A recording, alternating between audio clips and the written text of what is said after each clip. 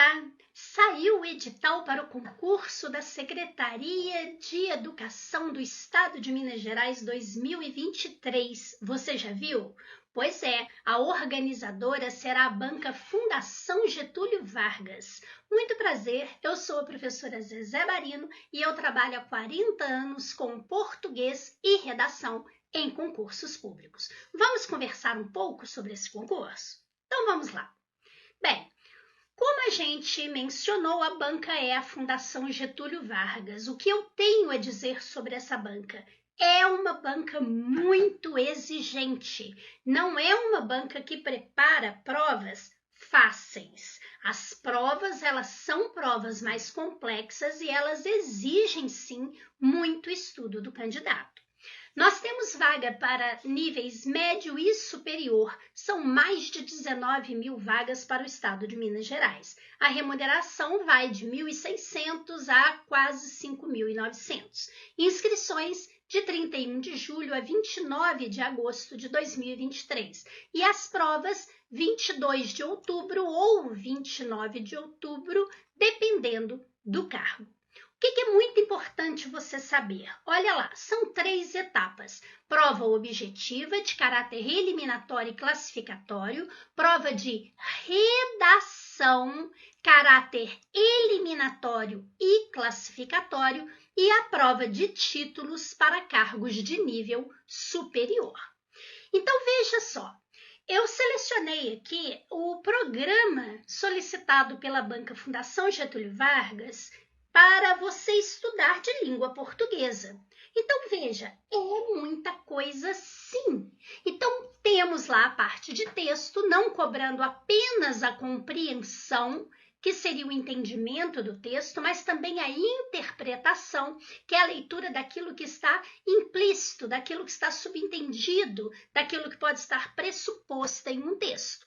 Então, temos que saber identificar isso, e isso a gente identifica a partir do enunciado da questão. A questão da estruturação desse texto, bem como as marcas de textualidade. Então, coesão e coerência, assuntos extremamente cobrados pela banca Fundação Getúlio Vargas. A intertextualidade, quando um texto conversa com outro, então ele faz referência a um outro texto. A questão da tipologia textual, ou seja, esse texto é descritivo ou é narrativo? Qual é a diferença de um texto expositivo para um texto argumentativo? O que é um texto de injunção ou um texto injuntivo? Esse, se você quiser, eu ensino para você agora, tá? A questão é o outro nome. Bem, se eu falo outro nome, você sabe. O texto de injunção ou o texto injuntivo é o mesmo que o texto instrucional. É aquele que visa dar uma instrução. Fácil, não é? Então, quando você, por exemplo, você tem lá um texto que é um manual para a montagem de alguma coisa. Isso é um texto injuntivo, é um texto que visa dar uma instrução. Um manual para a redação, tá? Então, ali você tem instruções para escrever a redação. Isso é um texto de injunção. Então, por isso que é importante a gente estudar dicas pequenininhas como essa, tá? Ajudam você e muito a resolver uma questão. Veja que aparece aqui também, observando essa questão, se trata de um texto informativo, se é publicidade, se é propaganda, se é um texto normativo, se é um texto didático ou um texto divinatório, que muitos chamam também de um texto de predição. Tá? Então, aqui a gente tem que saber as características de cada um, identificando se trata de um texto literário ou um texto não literário. Então, temos vários elementos a serem cobrados aqui dentro. E lá em cima, quando falou de coesão, coerência, aparece muito essa questão da estrutura da frase. Por quê? Porque nós temos aqui a substituição, a modificação. Então, quando eu uso, por exemplo, este, o esse, o aquele, quando eu uso um determinado pronome relativo, ou ainda, será que se eu trocar o adjunto adverbial de lugar, de posição na frase, isso vai mudar o sentido? Ou será que isso aí vai afetar gramaticalmente? Porque entraria a questão da correção também. Então, tudo tudo isso envolvendo aquilo que a gente chama de norma culta ou norma padrão, que é o que está pré-estabelecido na gramática. Veja que aqui aparece a questão da organização sintática, ou seja, é a sintaxe. E aqui aparecem não só os termos da oração, ou seja, a parte de sujeito, de complementos verbais, objeto direto, objeto indireto, adjunto, adnominal, adjunto adverbial, complemento nominal, tá? Elementos desse tipo, não só isso, como também as orações, tá? Então, aqui, por exemplo, uma oração subordinada, uma oração coordenada, tudo isso entra aqui dentro, certo? E a partir disso, claro que nós temos também a pontuação como um elemento muito importante a ser analisado. E, lógico, em decorrência disso, a gente tem crase, como aparece aqui embaixo, a gente tem regência, a gente tem concordância, porque tudo isso daí envolve a questão da norma culta da língua. A morfologia também aparece, tá aqui, ó. Classes de palavras, certo? Então, o que você vai observar? Nós temos não só aquelas 10 classes gramaticais que aparecem aqui, ó, artigo, substantivo, adjetivo, numeral, pronome, verbo, advérbio, preposição, interjeição e conjunção. Mas veja, são os aspectos morfológicos, sintáticos, semânticos e textuais. Então, atenção, o emprego desses elementos, tá? Cuidado. Por exemplo, você tem um pronome relativo, você usa ou não uma preposição antes desse pronome relativo? Nossa, a FGV adora isso, tá? Quando você usa o pronome relativo cujo, quando você usa o pronome relativo quando, e se você tiver aí o pronome o e o lhe, quando você utiliza, tá? E outro detalhe, ele fica antes do verbo, no meio do verbo ou depois do verbo, ou seja, colocação pronominal, próclise, mesóclise, ênclise. Olha, eu só falei de pronome e a gente tem isso tudo ainda para estudar. Tem que estudar aqui a questão dos verbos, mas não é ficar conjugando verbo, não. É saber qual a diferença, por exemplo, que nós temos de trocarmos um verbo que está no presente do indicativo e passarmos para um presente do subjuntivo. Qual é a alteração semântica? Ou seja, a alteração de sentido que isso determina. E quando se fala em sentido, aparece a questão do sentido próprio, ou seja, denotativo, ou figurado, quer dizer, o sentido conotativo. Aparecem antônimos, sinônimos, parônimos, aparece aqui os homônimos. O que são os parônimos e os homônimos? Sabem aquelas palavras, por exemplo, assim, infringir, infligir, tá? Por exemplo, ratificar, retificar, mal com U, mal com L, sessão. Pois é, tá tudo dentro desse pacote aí. Tem o hiperônimo e o hipônimo, que também aparece aí. Parece um monstro, não é? Mas não é não. Quer aprender agora? Eu ensino para você. Olha lá, hiperônimo, hiperônimo, hiper. Então, quer dizer que é o maior, é o mais abrangente. Por exemplo, eletrodoméstico. Hipônimo é aquele que cabe dentro desse hiperônimo. Então, seria, por exemplo, uma geladeira, um fogão. Notou? Hiperônimo, fruta. Hipônimo, a maçã.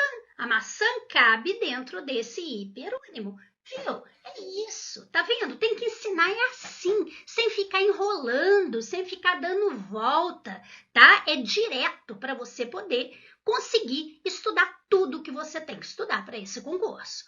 Veja que aparece aqui a questão da polissemia, de estrangeirismos, de latinismos, a banca também gosta de cobrar isso. E vem aqui a questão da ortografia, que não é só olhar se uma palavra se escreve com G ou com J. Sabe aqueles casos, afim junto, afim separado, A com H, A sem H? Está aí dentro. Outra coisa que está aí dentro, quando você fala do emprego do hífen no novo acordo ortográfico, a gente costuma não saber nem no antigo, né? Ainda mais no novo.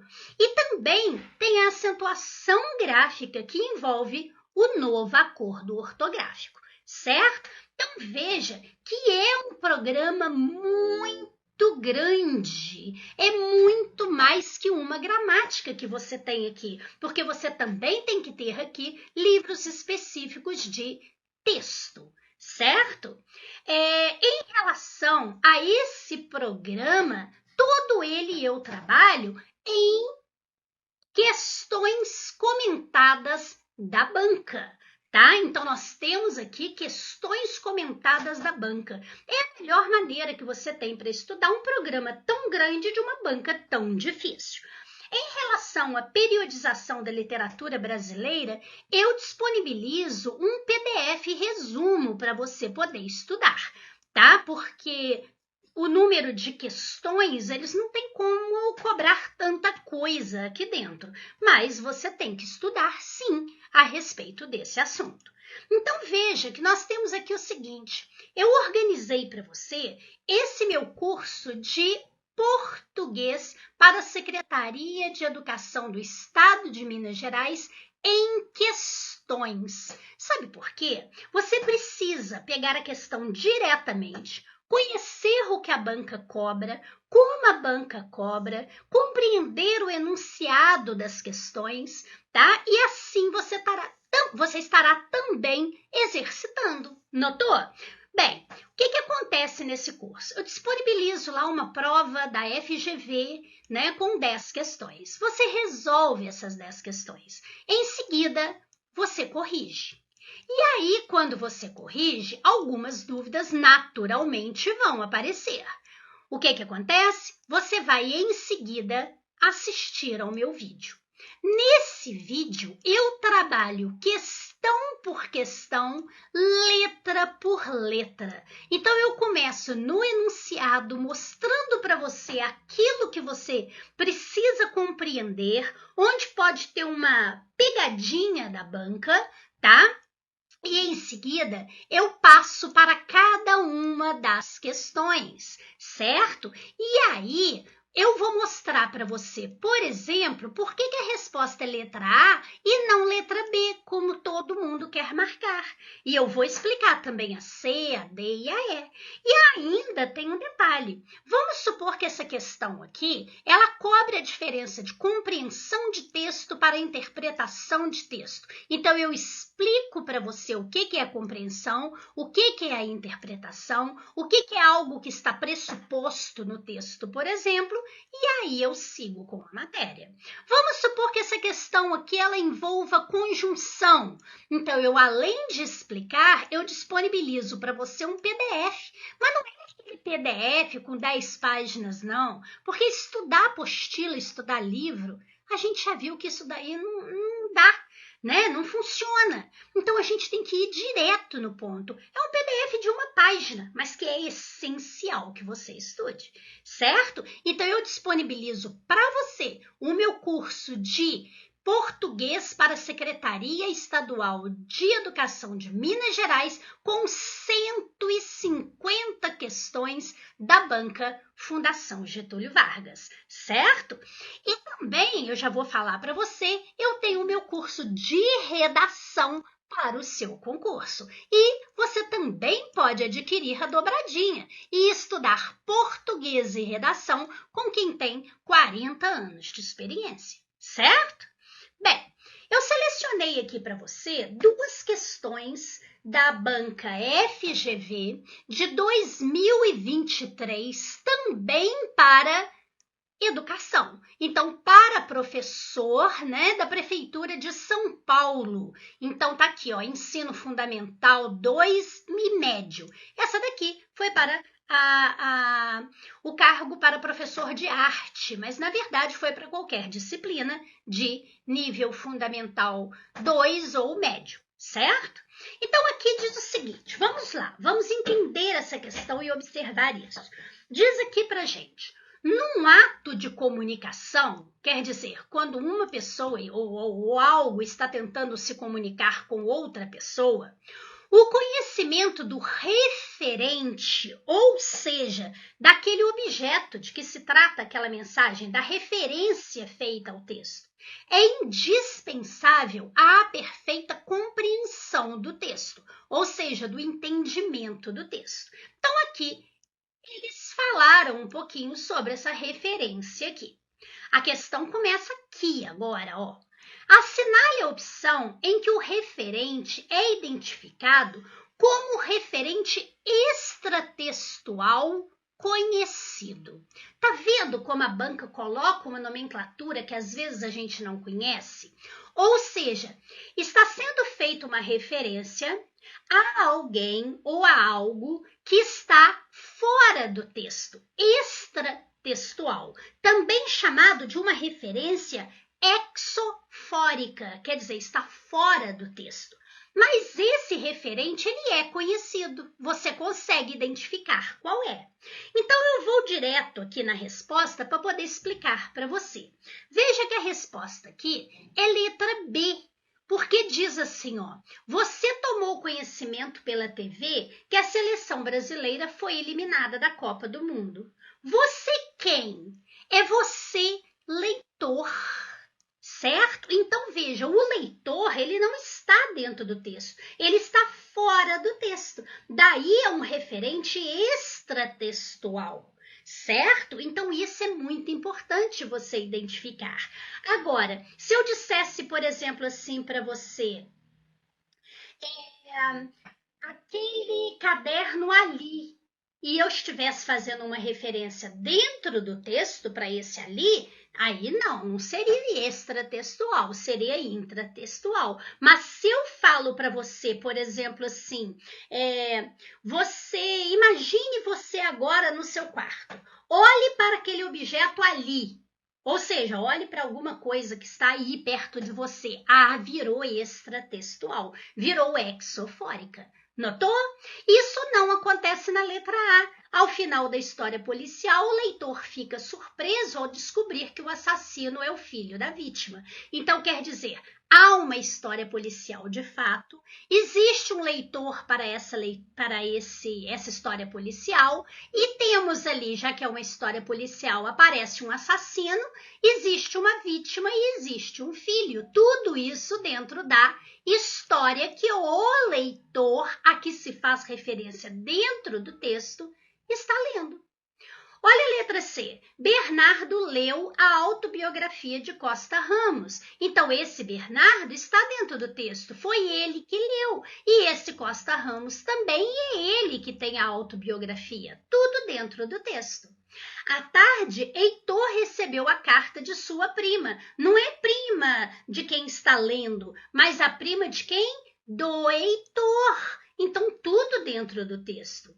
O protagonista morreu e isso foi o mais importante. Então, nesse caso aqui, ó, o que é o isso? É o fato do protagonista ter morrido. Então, está dentro do texto. Agora, ao dizer você tomou conhecimento pela TV que a seleção brasileira foi eliminada da Copa do Mundo, esse você é quem está lendo, está fora desse texto, viu? Então, referente extratextual, conhecido, porque você consegue identificar que se trata do leitor, ou chamado também de exofórica.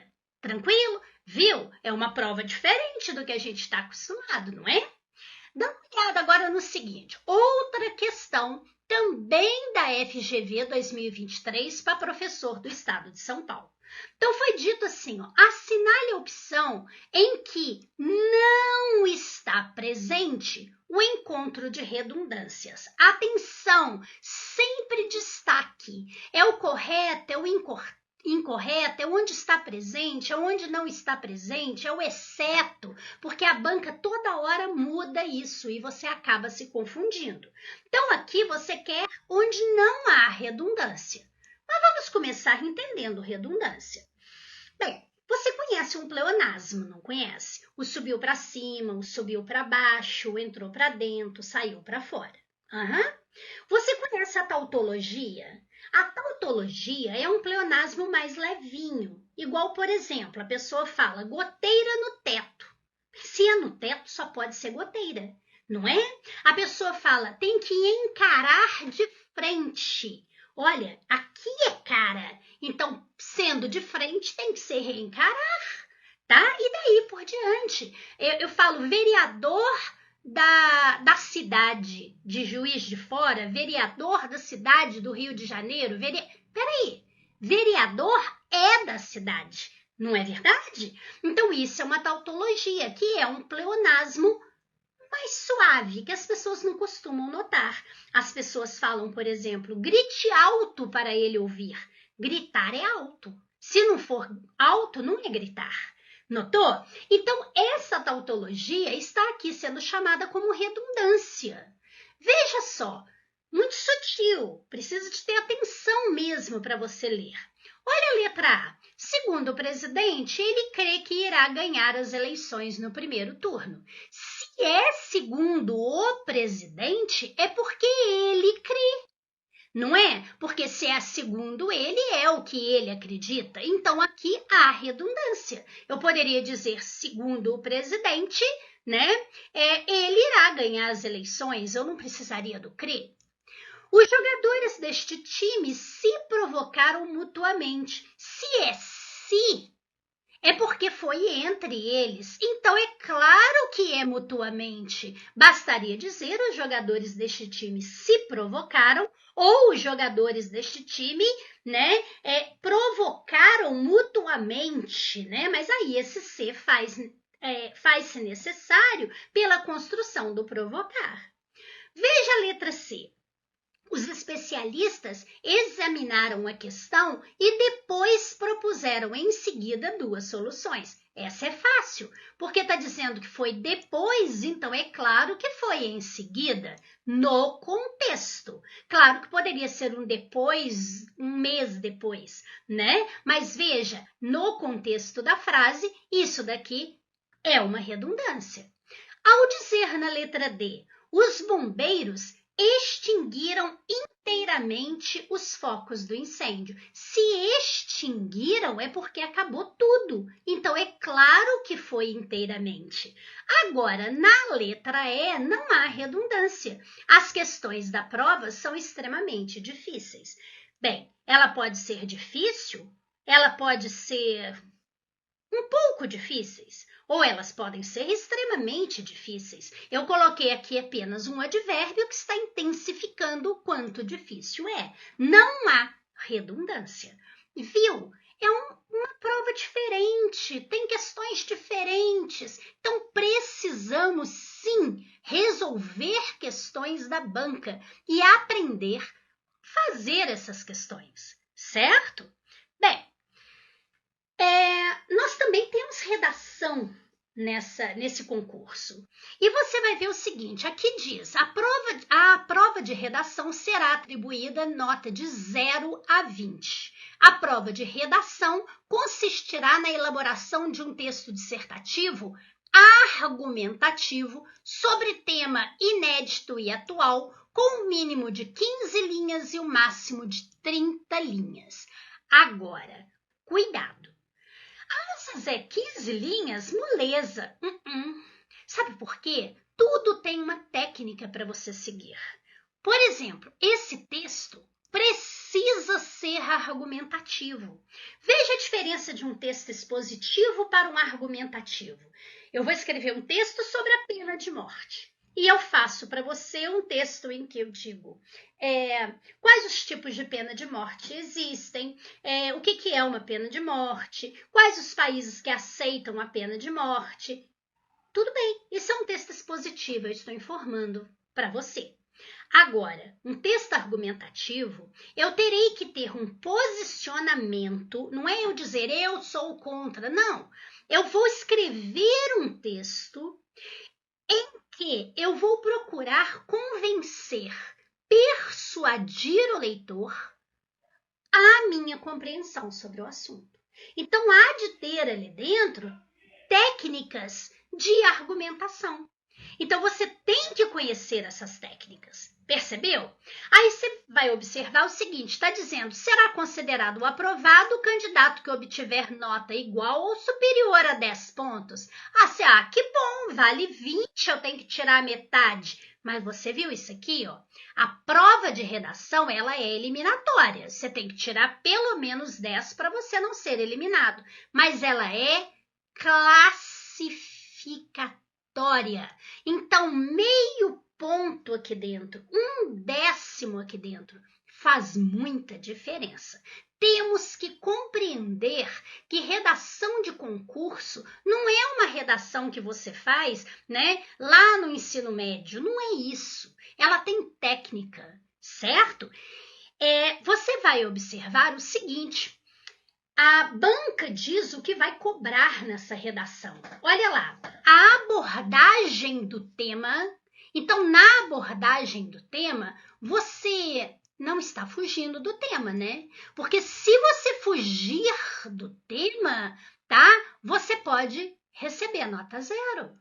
Então, a gente tem que ter muito cuidado desde a leitura do tema, para a gente não tangenciar o tema, sabe? Então, existe lá uma redação que você tem que fazer, por exemplo, sobre a questão da educação inclusiva, né?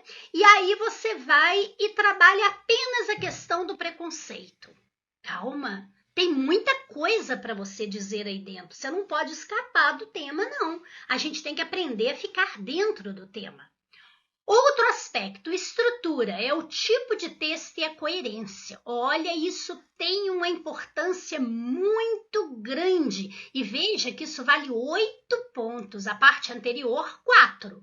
Então, veja aqui dentro. Você sustenta sua tese em termos argumentativos e essa sua argumentação está organizada? Viu quando eu disse que você tem que colocar argumentos? Você tem que conhecer quais são os argumentos que você pode usar?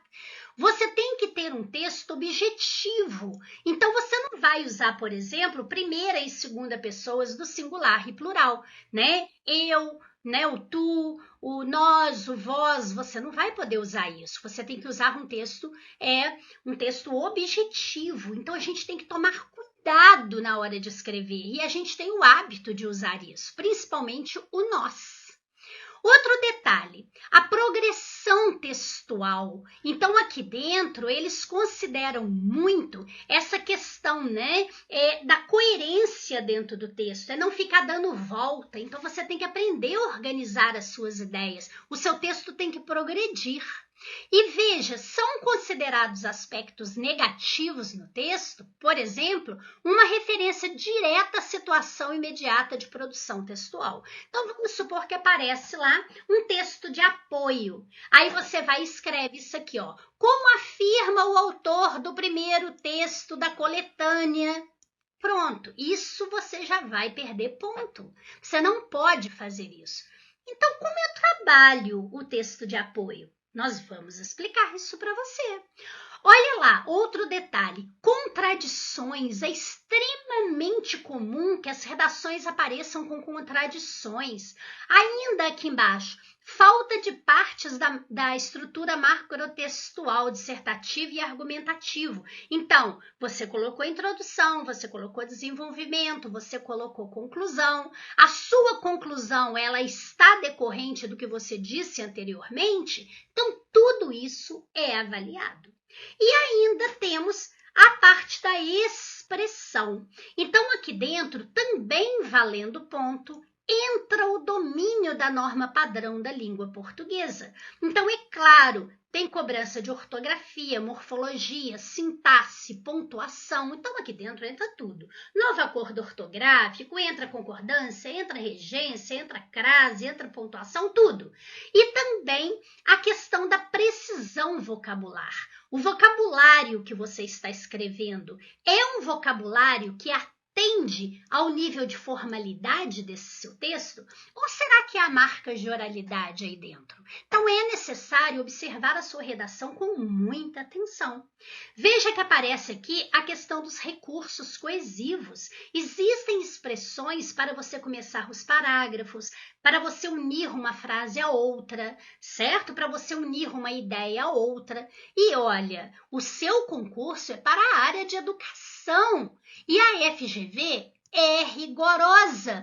Por isso, eu tenho esse curso de redação FGV especial Secretaria Estadual de Educação de Minas Gerais, certo? Então, Quando a gente fala em redação, várias dúvidas surgem, né? Então, como eu faço para entender o tema, para eu não fugir ao tema? Sim, porque se você não entender, você pode fugir. E se eu tenho aquele texto motivador, o texto de apoio, o que eu posso usar e o que eu não posso usar? Como que eu organizo as minhas ideias para eu poder ter uma progressão no meu texto? Como eu introduzo de uma maneira eficiente? Como eu concluo o meu texto? Como eu argumento? O que eu uso para argumentar, já que o meu texto é argumentativo? Você falou, Zezé, de termos para unir cada parágrafo. Pois é, e dentro do texto também vem a coesão. Será que o meu vocabulário ele está próprio? E será que meu texto está coerente? Tudo isso é necessário que a gente avalie. Veja que até a questão de margem e parágrafos, quantos parágrafos, qual a margem que você está fazendo, isso é seu cartão de visita. Então, redação não é apenas conhecimentos ortográficos e gramaticais, é uma coletânea, inclusive letra. Existem muitos vícios em letras que são considerados erros. Por exemplo, o pessoal faz o J e não põe o pingo. Você não faz o I e põe o pingo? O J também tem. E vários probleminhas que aparecem. Zezé, eu posso usar a letra de imprensa, a letra palito para falar? Vamos conversar sobre letra. Uma análise da sua letra é feita, certo? E algum problema que tiver, a gente comunica, certo? Bem, eu tenho esse meu curso de redação Fundação Getúlio Vargas, especial para o seu concurso, e o que nós oferecemos? Orientações e correções individualizadas, feitas por mim. Não são monitores que corrigem as suas redações, sou eu, tá? Você terá isso de acordo com o seu concurso, portanto, de acordo com o que exige a Fundação Getúlio Vargas, de acordo com o edital, e eu tenho videoaulas. Nessas videoaulas, eu tenho lá uma videoaula explicando para você a introdução, uma explicando conclusão, uma explicando como você argumenta, a outra a estruturação da redação, e isso é bom que você pode assistir a quantas vezes você precisar. Também tem o PDF de apoio. Sabe aquelas expressões que eu falei para você que você tem que usar no início de cada parágrafo, por exemplo? Eu tenho lá um PDF com essas listas. Eu tenho aqui indicação de temas para a gente poder trabalhar. E muito legal é que a gente tem material para ampliação de repertório cultural para você poder ter argumentos. Então, por exemplo, tem um tema da educação que está sendo muito debatido. Poxa, mas você está trabalhando o dia inteiro, você está estudando para concurso, tá? Casa para cuidar? Então, eu fiz uma seleção do que é bom você ler, para você poder ficar aí, ó, atento ao que pode ser cobrado. Eu tenho um pacote com 4 redações. Como isso funciona? Depois que você assistir a todas as videoaulas, ler os PDFs solicitados, você vai fazer a redação com o primeiro tema. E aí, quando você fizer essa redação com o primeiro tema, o que acontece? Você vai enviar para mim e eu vou corrigir essa redação de acordo com a banca FGV. E aí eu vou explicar para você, olha, você tem que tomar cuidado com isso, com aquilo, cuidado com a concordância, olha aqui na linha tal o seu problema de concordância, olha aqui, por exemplo, como que você repetiu um tópico no primeiro parágrafo, no terceiro parágrafo você repetiu isso. Então eu faço essa correção, mando para você por escrito, atenção, eu corrijo. Tá? E eu mando isso para você e mando também um áudio alertando você em relação a pontos fundamentais aqui dentro. Pronto, recebeu a sua redação, você vai olhar o que você errou. Tem alguma dúvida? Mande a dúvida para mim, eu vou responder para você. Não tenho mais dúvida, já olhei tudo o que a Zezé pediu, então pronto, eu posso fazer a segunda redação. E nós vamos fazer isso com 4 redações, tá? E você consegue, se você seguir todas as minhas orientações, aprender a fazer um bom feijão com arroz para essa redação, mas que é o suficiente para você conseguir um notão, tá? E até passar no concurso, certo? A passar não, e até fechar a prova, tá? Passar no concurso, isso você vai, tá? Bem, como eu disse para você, curso de português em questões comentadas, curso de redação para o seu concurso e a minha dobradinha, português e redação. Você vai perceber que é possível você conseguir estudar para a Fundação Getúlio Vargas, estudar português, estudar redação por um precinho muito humano e com uma qualidade muito grande, tá certo? Podem ter certeza que são 40 anos de experiência aqui, preparadinhos para poder ajudar você a passar nesse concurso. Vamos juntos? Muito obrigada, fique com Deus, paz e luz para você.